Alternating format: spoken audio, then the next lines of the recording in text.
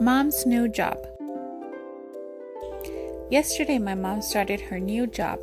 Her job is to drive a school bus every morning. She took driving classes to get ready for her new job.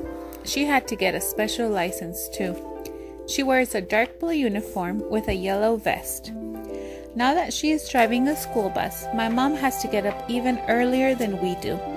She has to be at work on time or the children won't get to school on time. She does her best to get everyone to school on time. When I came down to the kitchen for breakfast yesterday, Dad and Mom were eating cereal and drinking coffee together. Since Mom has to leave early, I knew she wouldn't have time to make my breakfast anymore. I sat down and fixed myself a bowl of cereal.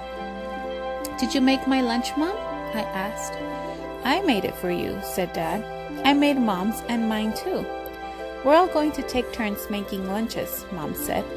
"Next week, you'll get to make all 3 lunches."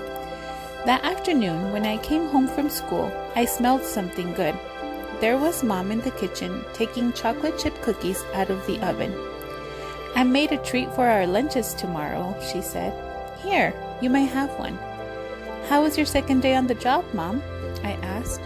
"Just great, honey. I love my new job," she said.